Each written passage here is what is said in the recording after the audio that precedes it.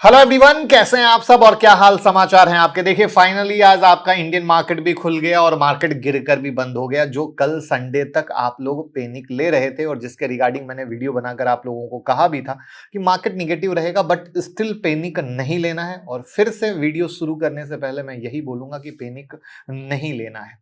देखिए इसमें बहुत सारी चीजें हैं, क्योंकि आज आपने देखा रेलवे के स्टॉक गिरे हैं क्योंकि वो इजराइल से रिलेटेड है। डिफेंस के शेयर हैं जो इजराइल से रिलेटेड हैं, जिस पे इंपैक्ट आ सकता है। तो क्या है कहानी, किस तरीके से कहानी, अब आगे मार्केट की क्या चाल रहेगी, आपको किस चीज पर ज्यादा नजर देना है, उन सब के बारे में हम अब बात करेंगे। तो वीडियो को बहुत ध्यान से देखिएगा, क्योंकि वहीं पर हर एक क्लू आपको मिलेगा। क्लू वर्ड क्यों यूज किया, क्योंकि मार्केट में कब क्या होगा हमें नहीं पता है। तो वहां पर ये चीजें आपको एज अ क्लू के तौर पर हेल्प करेंगी, क्योंकि अब जो सबसे ज्यादा की फैक्टर है वो है आपका क्रूड, कि कितना अप जाएगा या डाउन जाएगा, क्योंकि क्रूड के हाथ में ही है चाबी मार्केट को डांस कराने की। क्रूड कुछ भी अच्छा कर सकता है और कुछ भी बुरा। ऐसा क्यों है, हिस्ट्री में ऐसा क्या हुआ है, वो ट्रेडर और इन्वेस्टर को समझने की जरूरी है। और किस तरीके से इस वार से अमेरिका को फंसाया गया है या फंसाने की कोशिश है, उसके बारे में भी बात करेंगे। क्योंकि अगर अमेरिका इसमें फंस गया तो बहुत बुरा होगा अमेरिकी मार्केट के लिए भी, और इंपैक्ट आएगा पूरे वर्ल्ड पर। तो क्या आप रेडी हैं इसे समझने के लिए? तो जल्दी से चैनल को सब्सक्राइब कर लीजिए और वीडियो को लाइक कर दीजिए। दिल से थैंक यू 10 अक्टूबर की stock market future and option class को बहुत ज्यादा प्यार देने के लिए और स्पेशल प्यार देने के लिए। जो नई फैसिलिटी हमने शुरू की, ये सुनकर जब आप लोगों ने कॉल किया तो बताया कि सर थैंक यू, आप लोगों ने हमारी रिक्वेस्ट मानी है। दिल से शुक्रिया जो 10 अक्टूबर की क्लास को आप लोगों ने इतना प्यार दिया है और क्लास को एनरोल किया है। तो हम भी प्रॉमिस करते हैं कि एक तो ये जो नई फैसिलिटी है, जो पूरे 100 दिन की क्लास में 10 दिन की पढ़ाई, 90 दिन की हैंड होल्डिंग में हर 15 दिन पे सेशन। अब सोचो हर 15 दिन पे सेशन हो रहा है और आप डरे हुए हो, और ऐसा मार्केट रहेगा तो आपको सीखने को मिलेगा ना। अगर एज ए टीचर के तौर पे हम आपको लाइव अगर बता रहे हैं तो आपको सीखने को मिलेगा ना। तो यही सोचकर जो आपकी डिमांड थी, हमने डाला हर 15 दिन पे एक सेशन। तो पूरा एकदम लर्निंग स्कूल कॉलेज की तरह कर दिया कि हर ट्रेडर सच में सीख के कमा सके। क्योंकि बिगनर्स आते हैं तो सीखने से डरते हैं, ऊपर से लोग बहुत जगह से सीखते हैं तो भी ना कमा पाते। क्यों? क्योंकि हैंड होल्डिंग सपोर्ट ही नहीं मिलता, खाली बुक की तरह बातों को पढ़ लेते हैं। तो बुक की तरह बात को पढ़ने से थोड़ी पैसा बनेगा, प्रैक्टिकल लेवल पे हेल्प होगी, तभी आपके डाउट क्लियर होंगे। और न जाने अनलिमिट कितनी सारी बेनिफिट है। तो 9708094321 पे आप कॉल कर सकते हैं। बहुत ही लिमिटेड सीट बची हुई है। बस स्वागत है आपका लर्निंग और अर्निंग, क्योंकि सीखेंगे तभी कमाएंगे। और अभी ये जो मौका चल रहा है ना, जो मैं बार बार कहता हूँ, रसिया यूक्रेन के समय लोग सेल करके कमाए थे, तो दिस इज द टाइम जहां पर अगर मार्केट गिरता है तो सेल करके भी मोटा कमा सकते हो, और सेल करके उतना कमा सकते हो जो बाय करके लोग 3-3 महीने में नहीं कमाते हैं।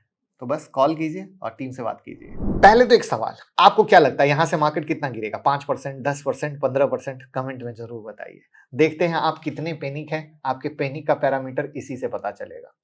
और हम आपको ले चलते हैं 1973 में। 6 अक्टूबर 1973 के दिन अरब देशों ने मिलकर इजराइल पर हमला किया। इजराइल के बचाव में अमेरिकी राष्ट्रपति आए। उन्होंने इजराइल को 18,000 करोड़ की घोषणा की कि भैया हम देंगे। अमेरिका के इस फैसले से नाराज होकर ओपेक देश ने तेल के उत्पादन में कटौती कर दी। ऑयल प्रोडक्शन कम कर अमेरिका को सबक सिखाने की पूरी प्लानिंग सऊदी के किंग फैसले के नेतृत्व में हुई। नतीजा हुआ कि 1974 आते आते पूरी दुनिया में तेल की किल्लत हो गई और ये कीमत $25 पर बैरल तक पहुंच गई, यानी 5 गुना तेजी। इसका सबसे ज्यादा असर अमेरिका और उसके अमीर साथी देशों पर पड़ा, ध्यान से, और वहां आर्थिक मंदी बहुत तेजी से छूने लग गई। ठीक 50 साल बाद अक्टूबर के महीने में इजराइल पर हमला हुआ। तो अब हम ये समझेंगे कि इजराइल और हमास की इस वजह से क्या दुनिया में तेल की कीमत फिर आसमान छुएगी? राइट, अभी जंग शुरू हुई है, सटीक बताना मुश्किल है तेल पर कितना असर पड़ेगा, क्योंकि इजराइल और फिलिस्तीन ये तेल प्रोड्यूस नहीं करते, ईरान करता है, और ईरान के एक्शन पर सब कुछ असर पड़ेगा। तो इसे 8 सिनारियो से समझते हैं। 8 सिनारियो, जहां से एक एक क्लू आपको मिल सकते हैं। तो सबसे पहले, ये जंग अक्टूबर 1973 की तरह नहीं है। तब अरब देशों ने एकजुट होकर इजराइल पर हमला किया। इस बार मिस्र, जॉर्डन, सीरिया, सऊदी अरब, बाकी अरब देशों ने अभी तक खुद को अलग किया हुआ है। ऐसे में दोबारा 1973 जैसे हालात की संभावना कम है। दूसरा, अभी के तेल बाजार में अक्टूबर 1973 जैसी स्थिति इसलिए नहीं है कि उस समय तेल की मांग बढ़ रही थी, लेकिन किसी देश के पास रिजर्व तेल उतना नहीं था। आज के समय में ईवी की वजह से तेल की मांग पहले की तुलना में घटी है और लोगों के पास रिजर्व भी है और अब भी सऊदी अरब यूएई के पास अतिरिक्त उत्पादन की क्षमता है। कई बार इसका इस्तेमाल वो तेल कीमत को कंट्रोल करने के लिए करते हैं। तो अगर वो कोई फैसला भी लेंगे तो यहां पर ऐसा नहीं लगता कि वो वाली कंडीशन आ सकती है। तीसरा, आज के समय में ओपेक कंट्री काफी ज्यादा तेल की कीमत बढ़ाने को इच्छुक नहीं है। सिर्फ कुछ डॉलर तक बढ़ाने के लिए ये देश सहमत है। सऊदी अरब तेल की कीमतों को 100% से अधिक बढ़ाकर 200 पर बैरल तक ले जाने की बजाय अभी कीमत $85 से $100 पर बैरल तक रखने के पक्ष में है। वहीं अक्टूबर 1973 में तेल उत्पादन घटाकर ये जो 70% की इन लोगों ने बढ़ोतरी कर दी थी।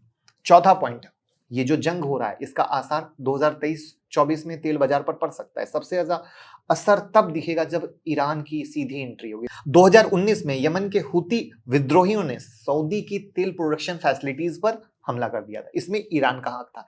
ईरान का हाथ होने से क्या हुआ?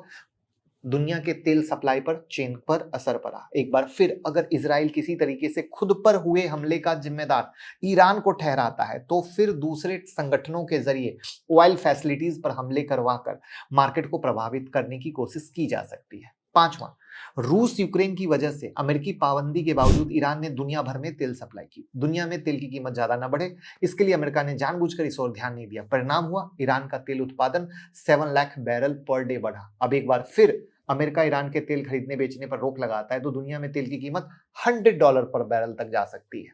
छठा, ये इजराइल की जो युद्ध चल रहा है इसकी वजह से मिडिल ईस्ट में अगर तेल संकट पैदा होता है तो रूस को लाभ मिलेगा। अमेरिका ईरान के खिलाफ प्रतिबंध लागू करता है तो इसका फायदा रूस को होगा।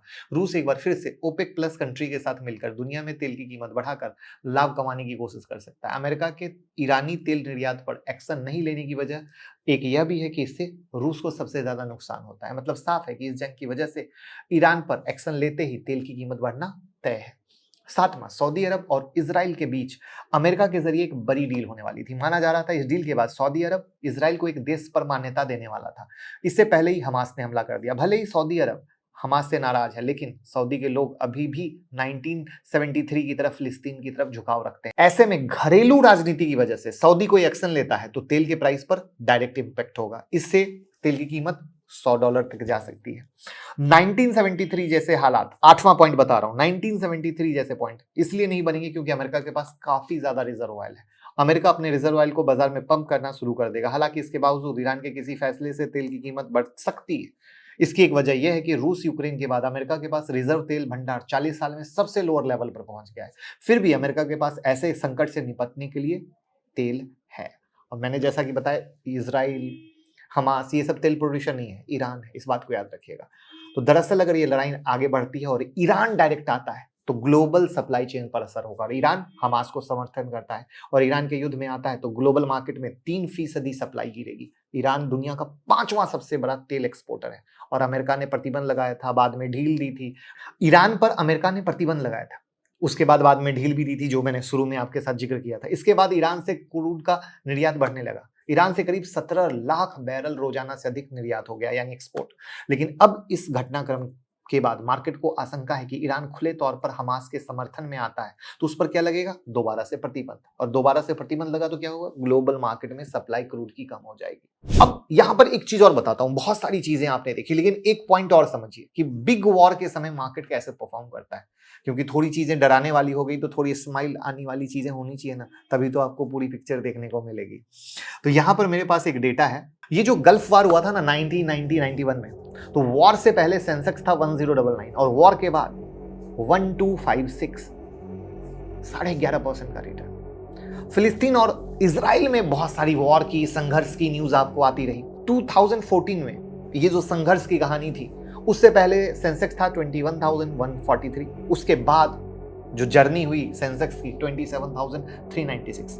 2018 में आए तो ये सारे संघर्ष से पहले सेंसेक्स था 34,056 और इसके बाद सेंसेक्स गया 35,650। अगर हम 2021 पे आते हैं तो सेंसेक्स था 47,613 और उसके बाद कहां गया? 57,897। तो इससे एक चेहरे पे स्माइल ये आनी चाहिए कि ये गिरावट दीपावली का वो बम्पर डिस्काउंट है जहां पर आपको मौका लेना है। मार्केट 5 दिन भी गिरे तो मौका लेना है, आपको डरना नहीं है। ये बात याद रखिए। तो पहली समरी हमने क्रूड के इंपैक्ट पर समझी कि 1973 जैसा मामला नहीं हो सकता है। बट कहीं ना कहीं अमेरिका को फंसाने की कोशिश है, क्योंकि अमेरिकी इकोनॉमी की हालत बहुत खराब है। तो वहां पर इस तरीके से इंपैक्ट देकर अमेरिकी इकोनॉमी को जो उस समय टाइट करने की कोशिश की गई थी 1973 में, वो लाने की कोशिश है। तो उस समय तो अमेरिकी इकोनॉमी क्या थी, मजबूत थी, बट अभी वो मजबूत नहीं कि वो झेल पाए। तो ये सिनारियो, लेकिन तीसरा, आपने तीसरा सिनारियो क्या समझा कि भैया सेंसेक्स अपना परफॉर्म करता है, डरने की जरूरत नहीं है। और आप गल्फ वॉर नहीं, उससे पीछे वियतनाम वॉर पे भी चले जाओगे तब भी मार्केट परफॉर्म किया है, यानी वॉर में गिरता है और वहां से मौका मिलता है। विजय केडिया सर की एक लाइन है जिसको मैं थोड़ा सा चेंज, या ऑलमोस्ट वही लाइन है, कि जो बुल मार्केट होता है ना, उसमें लालची ट्रेडर आते हैं और वो अपने लालच के चक्कर में उस बुल मार्केट को बियर मार्केट में तब्दील कर देते हैं। और बियर मार्केट में एजुकेटेड ट्रेडर, स्मार्ट ट्रेडर, पढ़े लिखे ट्रेडर आते हैं जिनको डर नहीं लगता है। और वो जब अपनी पोजीशन क्रिएट करते हैं तो उस बियर मार्केट को बुल मार्केट में तब्दील कर देते हैं। तो ये आपको सोचना है, आप कौन से ट्रेडर हैं, कौन से इन्वेस्टर हैं। यहां पर अब हम बात करेंगे कुछ स्टॉक स्पेसिफिक की जिस पे इंपैक्ट पड़ा है, आगे भी ध्यान रखने की जरूरत है। उसमें रेलवे स्टॉक सबसे पहले आता है कि G20 में रेलवे कॉरिडोर बनाने की घोषणा हुई थी, जिसे India middle east Europe corridor भी कहा गया। तो अब इसको कहा तो गया, बट इसका प्लान कहां था, इजराइल से होके गुजरने का। अब इजराइल से कैसे गुजरेगा, अभी तो वॉर हो गया। तो ये जो इंपैक्ट हुआ इसके कारण आईआरएफसी, आरवीएनएल, रेलटेल, आईआरएफसी जैसे शेयर पर क्या हुआ, राइट्स जैसे शेयर पर क्या हुआ, गिरावट देखी गई। तो अब वॉर के कारण ये क्या हो सकता है, थोड़ा सा निगेटिव इंपैक्ट ले सकता है। तो ये है रेलवे स्टॉक की गिरने की कहानी। वहीं पर जो सोने से, गोल्ड से रिलेटेड स्टॉक है उस पर इंपैक्ट पड़ सकता है, क्योंकि वॉर के समय गोल्ड के प्राइसेस ऊपर जाते हैं। जैसे आज गोल्ड में तेजी हुई है, अब आगे ये तेजी कितने दिन तक रहती है डिपेंड्स, क्योंकि गोल्ड को सेफ हेवन कहा जाता है। तो वहां पे टाइटन, कल्याण ज्वेलर्स, सेनको गोल्ड जैसे ज्वेलरी सेगमेंट में काम करते हैं, तो गोल्ड इनके लिए रॉ मटेरियल हुआ, तो वहां पर एक निगेटिव इंपैक्ट दिख सकता है। बट ये सब निगेटिव इंपैक्ट क्या है, शॉर्ट टर्म है, लॉन्ग टर्म नहीं है, फिर से बोलूंगा, ठीक है। इजराइल के साथ डिफेंस एग्रीमेंट हुआ। अब वो डिफेंस एग्रीमेंट में क्या हो जाएगा, पेंडिंग होगा। तो पेंडिंग से इंपैक्ट किस किस शेयर पर, भारत डायनेमिक्स पर, हिंदुस्तान एरोनॉटिक्स यानी HAL पर, उसके बाद भारत फोर्ज पर होगा। उसके बाद अदानी का एक शेयर, अदानी पोर्ट, इजराइल में मौजूदा हैफा पोर्ट का कंपनी के कुल कार्गो वॉल्यूम में सिर्फ 3% का योगदान है, जो कंपनी ने बताया है। बट चूंकि धंधा होने से अदानी पोर्ट पर इंपैक्ट है। तो ये वो शेयर हैं जहां पर आज क्यों गिरे या आगे क्या है, ये आपको नजर रखने की जरूरत है। वहां पर अगर हम फाइनल समरी की तरफ आते हैं, तो फाइनल समरी में जैसा कि आपने देखा कि निफ्टी 19,512 पर क्लोज हुई है, बट यहां पर जो हमारे लिए वो 19,200 का लेवल इंपॉर्टेंट है। 19,200 लेवल इंटेक्ट अगर है एज अ क्लोज बेस के तौर पे, तो आप समझिए कि आपको टेंशन नहीं है। जो हमने बताया कि आप वॉर की कंडीशन देखोगे, रसिया यूक्रेन में भी तो करेक्शन दिया, तो वो करेक्शन आपके लिए मौका होगा। उसके बाद वो लोग लड़ते रहे, वहां फोरम फोरी करते रहे, फर्क नहीं पड़ता है, बशर्ते कि क्रूड में कुछ ना हो, क्योंकि यहाँ क्रूड की कहानी है, राइट। तो इन सब के मद्देनजर आपको जब तक 19,200 इंटेक्ट है, आपको परेशान होने की जरूरत नहीं है। और आपको क्रूड पे सबसे सिंपल, कोई न्यूज ना पढ़िए, कुछ ना पढ़िए, सिर्फ क्रूड पे नजर रखिए। क्रूड आपको सब कुछ बता देगा। तो ये है एक समरी जहां पे आपको क्रूड पे नजर रखनी है, मार्केट में पैनिक नहीं लेना है। मार्केट गिरे तो क्वालिटी अंडर वैल्यू स्टॉक पे फोकस करना है, जो आपके पोर्टफोलियो में हो सकता है, जहां पर आप लेने का प्लान कर सकते हैं, क्योंकि आप हैं एक स्मार्ट ट्रेडर और एजुकेटेड ट्रेडर। वीडियो कैसी लगी, कोई क्वेरी रह गई हो तो कमेंट में पूछ लीजिएगा, और लोगों के साथ शेयर करके प्यार दीजिएगा। Thank you so much. अब हर एक आईपीओ, चाहे एसएमई का हो या मेन बोर्ड का हो, उसकी हर एक छोटी से छोटी अपडेट आपको हमारी ब्लॉग पर हिंदी और अंग्रेजी दोनों में पढ़ने पे मिलेगी। लिंक डिस्क्रिप्शन में जाइए, लिंक को सेव कर लीजिए, लोगों के साथ भी शेयर कीजिए। बहुत मेहनत से हर एक आईपीओ की सारी अपडेट हम आपके लिए लाते हैं और बहुत कुछ मिलने वाला है।